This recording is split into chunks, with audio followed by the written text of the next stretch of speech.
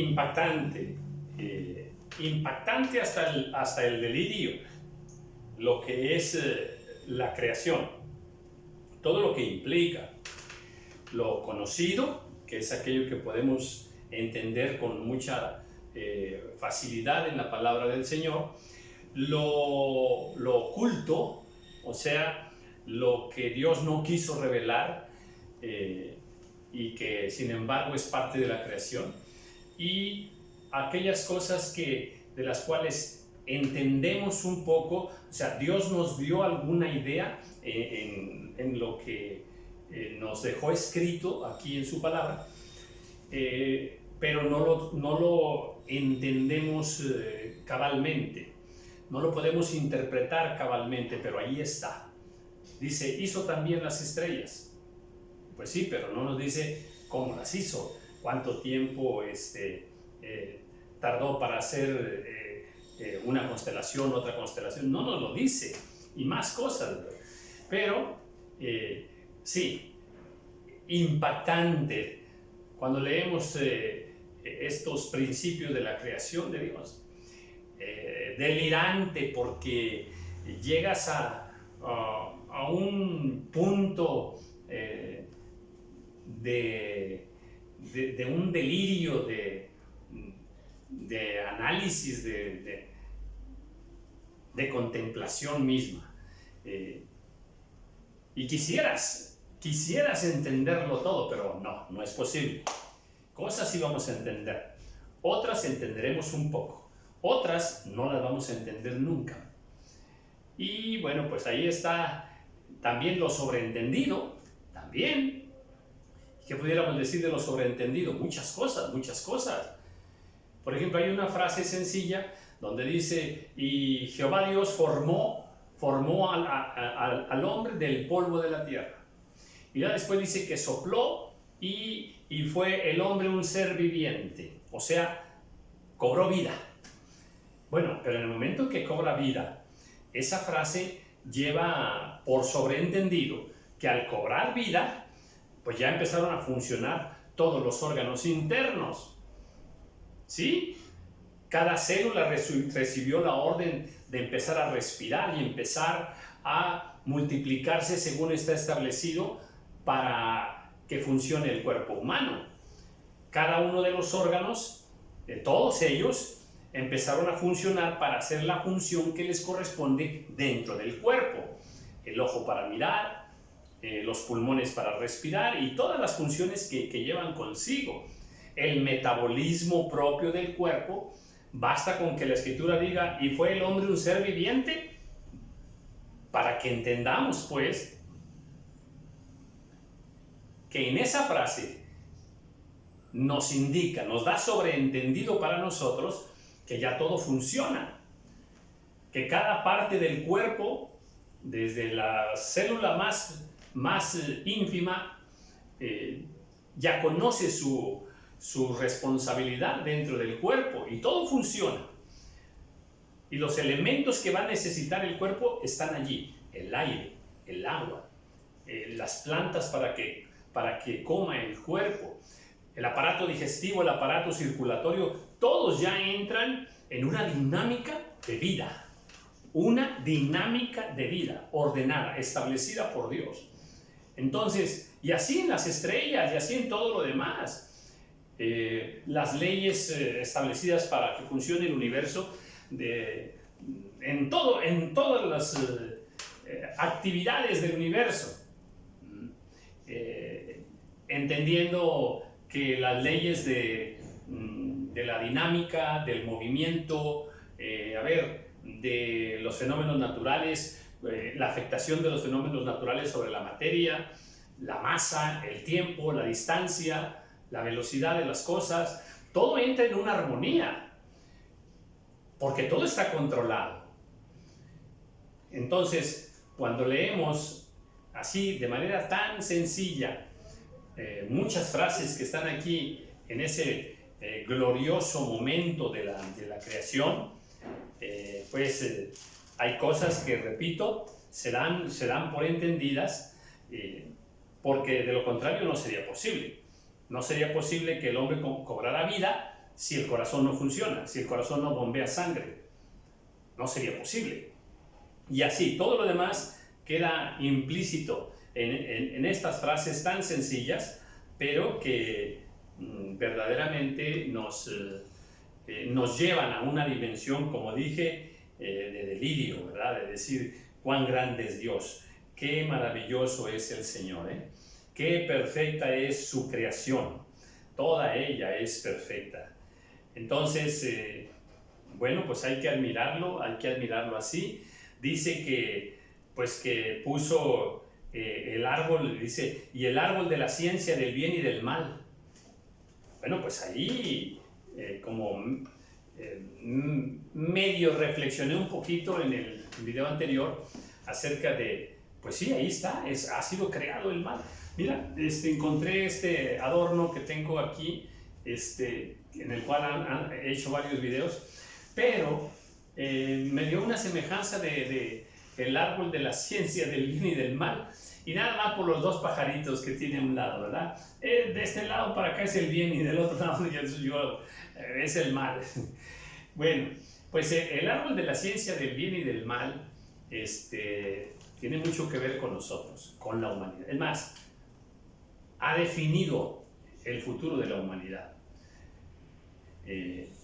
Cuando el hombre tomó del árbol de la ciencia del bien y del mal, en ese momento pues ya tuvo acceso a dos conocimientos, al conocimiento del bien y al conocimiento del mal. Entonces, pues de ahí toda esa confusión de conocimiento que hay en el ser humano, en toda la humanidad. Hay conocimientos que el hombre ha establecido como buenos, como verdades, y son malos, son mentiras. Y hay conocimientos que el hombre ha ido descubriendo y los ha interpretado bien, son conocimientos buenos. Pues ahí está ese árbol de la ciencia del bien y del mal. Y vamos a continuar, estoy en el capítulo 2 del libro de Génesis, y bueno, pues vamos a continuar en el versículo 15. Versículo 15. Dice así: tomó pues Jehová Dios al hombre y lo puso en el huerto del Edén para que lo labrara y lo guardase. Propósito claro, muy definido, ¿eh? Y mandó Jehová Dios al hombre diciendo: de todo árbol del huerto podrás comer, mas del árbol de la ciencia del bien y del mal no comerás, porque el día que de él comieres, ciertamente morirás. Y bueno, ahí habíamos cerrado el video anterior, como en esta expresión donde Dios dice, el día que comas, morirás.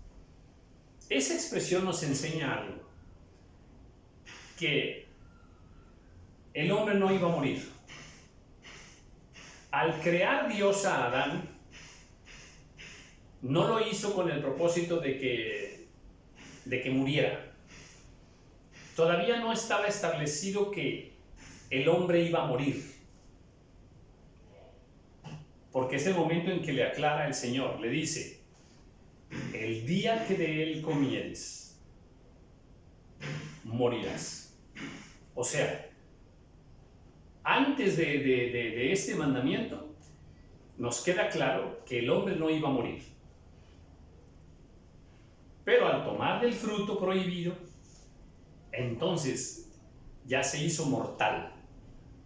Ahora sí, va a morir. Esa fue la sentencia que Dios le advirtió al hombre. Y entonces dice, ciertamente morirás. Versículo 18.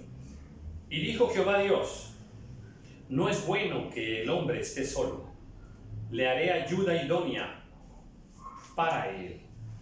Este versículo ahora nos revela un plan perfecto de Dios. En primer lugar, dice el Señor, no es bueno que el hombre esté solo. Y ese versículo tiene muchas aplicaciones a nuestra vida.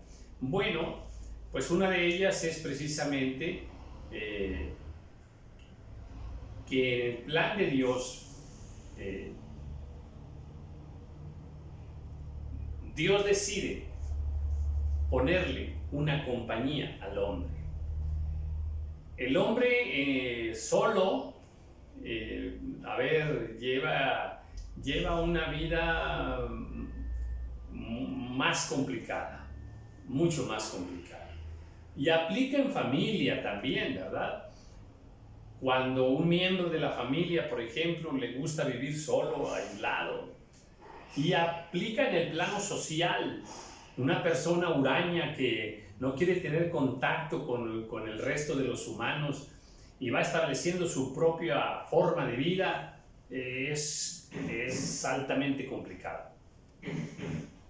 Mentalmente, espiritualmente, físicamente también es muy complicado. No es bueno que el hombre esté solo. Y aplica a situaciones también de carácter hombre-mujer, de carácter sexual, por ejemplo, también. No es bueno que el hombre esté solo. O sea, implica que el hombre necesita ayuda, que el hombre tiene que ser un ser social en convivencia con los demás. No es bueno que el hombre esté solo. Entonces, como no es bueno, fíjense una cosa, muchas cosas que Dios había creado, fue diciendo, y vio Dios que era bueno, y vio Dios que era bueno. Y ahora dice, no es bueno. ¿Qué es lo que no es bueno? Que el hombre esté solo. El hombre se pierde, el hombre sufre, el hombre se complica más la vida en la soledad. Hay un complemento que Dios diseña para el hombre, un complemento hermoso, un complemento perfecto, porque no es bueno que el hombre esté solo. Si Dios dice que no es bueno, entonces no es bueno. Incluso ni económicamente es bueno. Y en ese plan, Dios dice, pues le haré ayuda idónea para él. Dios ama al hombre y no quiere verlo sufrir, no quiere verlo complicarse. Dios le dio al hombre ciertas cualidades, ciertas virtudes, las propias del hombre para los propósitos que Dios tiene con el hombre. Y hay más cosas detrás de todo esto, ¿eh? No es bueno que el hombre esté solo. Le haré ayuda. Voy a crear a alguien que le ayude. Ahí está definiendo el principal propósito de Dios para la mujer. Ayudar al hombre. Ayudar. No dirigir al hombre, no gobernar al hombre, ayudar al hombre. Ahí se está estableciendo una jerarquía, incluso en el orden de creación de Dios.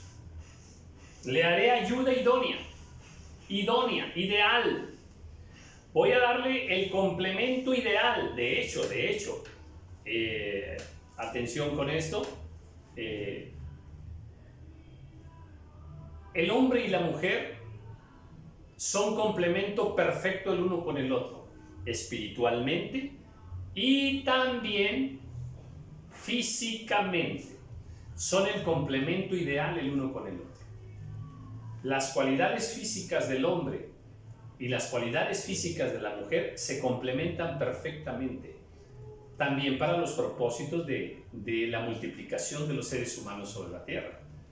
Pero son un complemento perfecto, perfectísimo. Si gustas analizarlo, medítalo y te vas a dar cuenta que así es, ¿sí?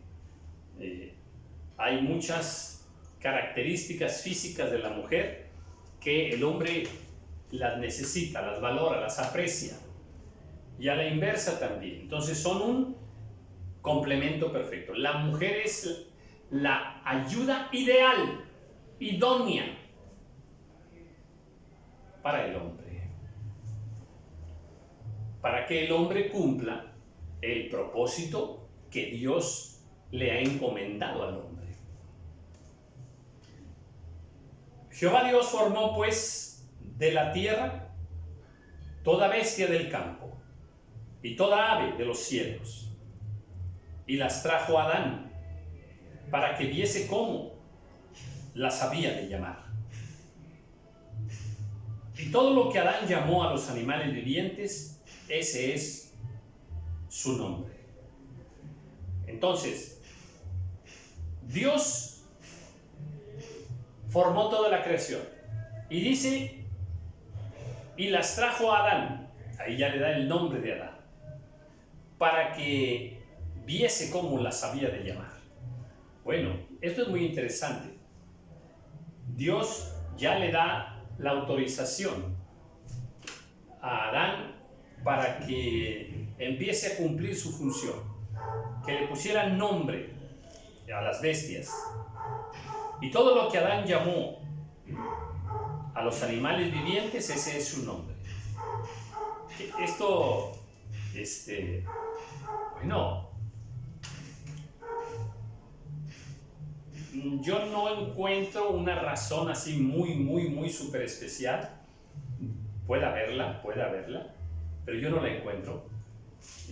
¿Por qué Dios le da ese derecho al hombre? Y le está poniendo el nombre a las bestias, a todos los animales. Y ese nombre es el que hasta el día de hoy conserva. El león se llama león porque Adán le puso león. Y así a todos los demás.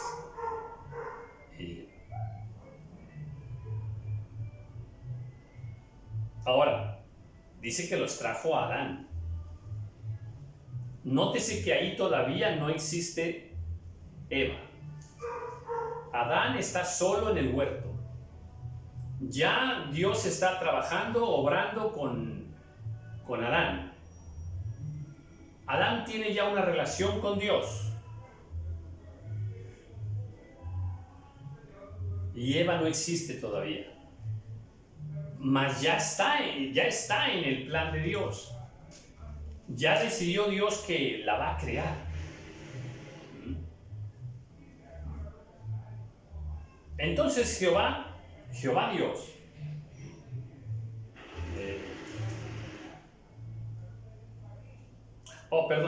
me regreso al 20.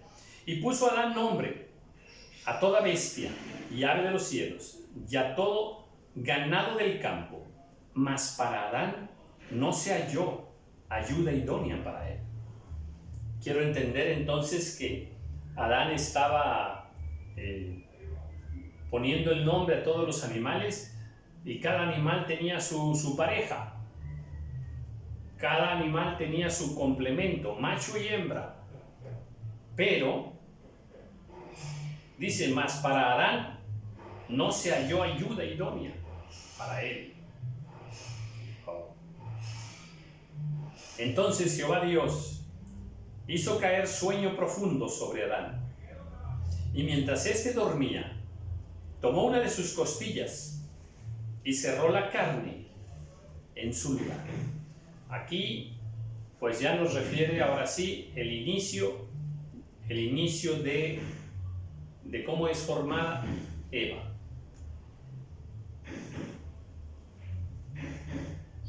Dios toma una de las costillas. Digamos que como que Dios metió al quirófano, vamos a decirlo así, a Adán para operarlo. Lo anestesia y está bien dormidito, y ahora sí, le abre un costado, toma una costilla, y de esa costilla, de su propia carne, Eva es formada, de la carne de Adán, y cerró la carne otra vez en su lugar.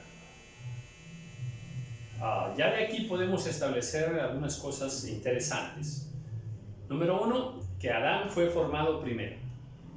Número 2, que Dios revela un propósito para Adán y otro propósito para Eva. Número 3, que Adán fue formado del polvo de la tierra y Eva no. Eva fue formada de la carne de Adán. Este versículo y muchos otros más que daré a conocer más adelante nos enseñan y nos confirman que Eva representa la carne y Adán representa el espíritu. Este tema lo miraré mucho más adelante. Entonces dice que cerró la carne en su lugar. Y de la costilla que Jehová Dios tomó del hombre, hizo una mujer. Hizo una mujer. Y la trajo al hombre. Se la presentó al hombre. Dijo entonces Adán: esto es ahora hueso de mis huesos y carne de mi carne. Esta será llamada varona, porque del varón fue tomada. Aquí hay para mucho, hay para mucho.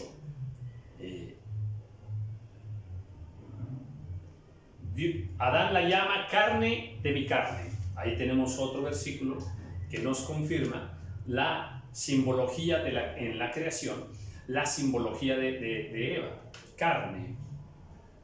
Y dice que Dios la trajo a Adán. Esto de que Dios la trajo a Adán, vamos a decir, Adán necesitaba una mujer, Dios se la trajo.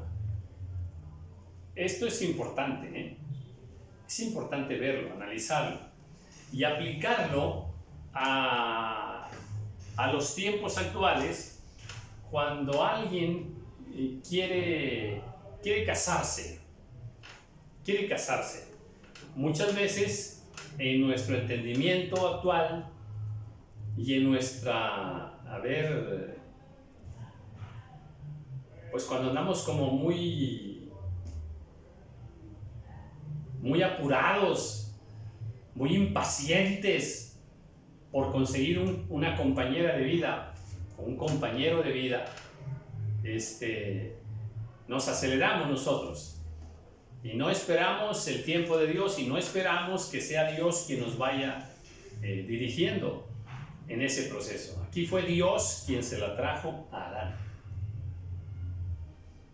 Asimismo, creo que el mejor camino para encontrar un compañero de vida, una compañera de vida, el mejor camino para casarse es precisamente orar al Señor y esperar en Dios para que sea Él quien te permita saber quién es la persona, para que sea Él el que te la muestre y no que nuestro propio criterio o nuestro propio gusto personal. Es mejor que sea Dios.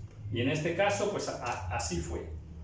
Dice, esta será llamada varona porque del varón fue tomada. Esta expresión de que será llamada varona es el único versículo que existe en toda la Biblia de esta aplicación de este término varona. No existe en ninguna otra parte, no tenemos muchos indicios, ¿verdad? Más que un complemento perfecto del varón. Pero no hay ninguna otra revelación con respecto a cómo aplicar esta palabra varona. ¿Con qué propósito? ¿Con qué enseñanza? No la encontramos. Solamente dice, porque del varón fue tomada. O sea, se llamará varona porque del varón fue tomada. Pero ¿qué implica esa expresión varona? Repito, no hay muchos elementos para cuadrar una enseñanza allí. Por tanto, dejará el hombre a su padre y a su madre, y se unirá a su mujer, y serán una sola carne. Otra expresión repetida incontablemente en la historia de la humanidad. No puede ser contada la cantidad que se haya dicho esta expresión. Por tanto, dejará el hombre a su padre y a su madre, y se unirá a su mujer, y serán una sola carne. Entendemos muchas cosas aquí, ¿verdad? El propósito del Señor de que hombre y mujer se casen, formen una familia. El propósito de Dios para continuar la especie humana a través de la relación sexual entre el hombre y la mujer.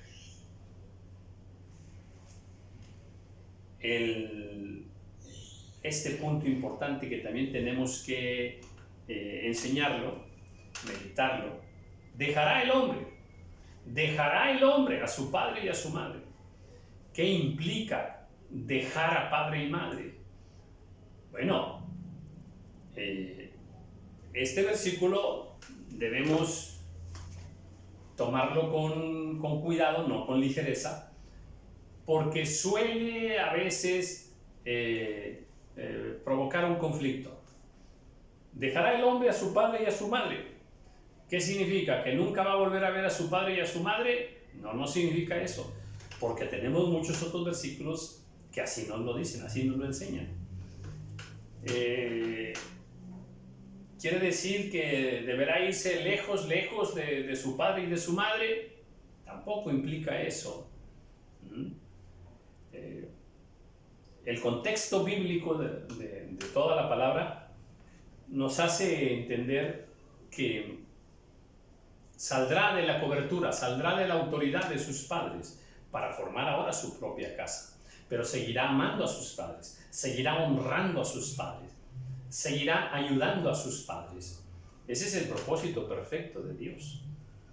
Y es muy importante que yo en lo personal sí aplicaría un versículo como este también a la parte femenina, la parte de la mujer, en el sentido de que ella también dejará a su padre y a su madre, y ahora se va a unir a su marido. Y lo lindo de esto es que serán una sola carne. Esta expresión de serán una sola carne, la primera interpretación es pues que van a tener relaciones sexuales para los propósitos de procreación, de multiplicación de la familia. Eso es lo primero. Y serán una sola carne. Bien.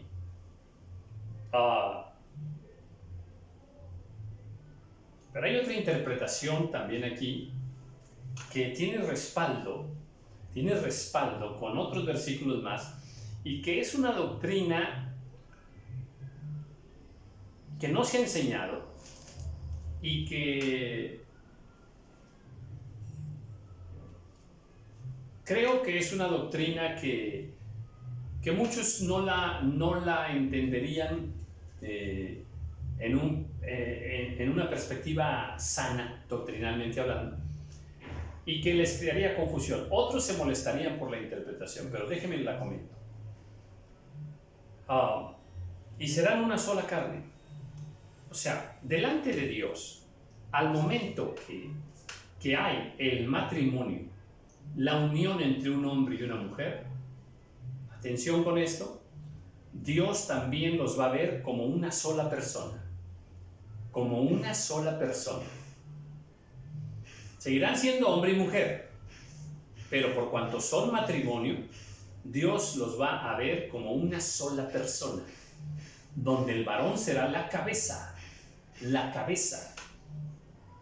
Y está muy interesante esto, es como para desglosarlo con muchos versículos que están ahí, No es el momento, solo lo comento que podemos tener una interpretación como tal, porque hay varios versículos que así nos lo enseñan.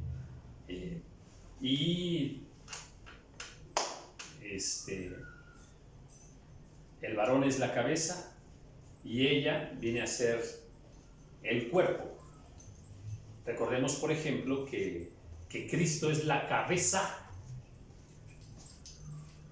y la iglesia es el cuerpo de Cristo. En Efesios la Biblia nos enseña que el varón representa a Cristo y que la mujer representa a la iglesia. ¿Ok?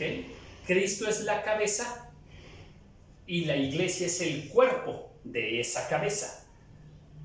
Por lo tanto, la iglesia tiene que estar sujeta a su cabeza, que es Cristo. O sea, la esposa por eso tiene que estar sujeta a su cabeza, que es su marido. La iglesia debe obedecer a su cabeza, que es Cristo. La esposa debe obedecer a su cabeza, que es su marido. Es interesante, o sea, hay muchos versículos para hacerlo de esta manera, Y también en Romanos hay uno, es bellísimo, bellísimo también, Pero repito, luego entraré a eso, Solo quise justificar que si hay razones bíblicas para cuadrar una enseñanza como esta, Y luego dice, y estaban ambos desnudos, Adán y su mujer, y no se avergonzaban. También enseñanza bellísima. Y estaban ambos desnudos, sin ropa, y no se avergonzaban. Esta expresión de que no se avergonzaban al mirarse ambos de manera desnuda, también nos enseña grandes cosas, que luego, en relación con los versículos siguientes, cuando ya empiezan a avergonzarse, ¿verdad? Y cuando están desnudos, pues estamos viendo que Adán, si está mirando a su esposa desnuda, está viendo que su carne, atención con esto, está viendo su carne. Esto es interesantísimo, Y más adelante voy a enseñar en los videos del ADN espiritual del universo, voy a enseñar el significado de la relación sexual entre el hombre y la mujer. El significado espiritual, el significado bíblico. ¿Por qué el hombre en el acto sexual introduce dentro del cuerpo de la mujer el miembro varonil? ¿Por qué? ¿Para qué? ¿Por qué eyacula dentro del cuerpo de la mujer? ¿Y por qué hay un orgasmo en la mujer? ¿Y por qué hay un clímax sexual? ¿Y por qué viene el bebé? ¿Y por qué es Eva la que tiene el bebé y no el varón quien se embaraza? Estas cosas las voy a explicar más adelante en un video del ADN donde enseño el significado espiritual de la relación sexual entre el hombre y la mujer. Y tiene que ver mucho con la carne y el espíritu. La carne y el espíritu. ¿Y qué significa ese abrazo sexual? El momento, atención, donde el hombre abraza sexualmente a su mujer, que está desnuda, la abraza y la acerca hacia sí mismo. Y ella también. Entonces, explicaré en una revelación bíblica espiritual el maravilloso significado de la relación sexual delante de Dios. Por ahora quedémonos con que estaban desnudos y había tanta inocencia y no habían pecado. No habían pecado. Estaban desnudos. Se miraban desnudos. Pero no se avergonzaban. No había nada de qué avergonzarse todavía. Muchas bendiciones. Amén.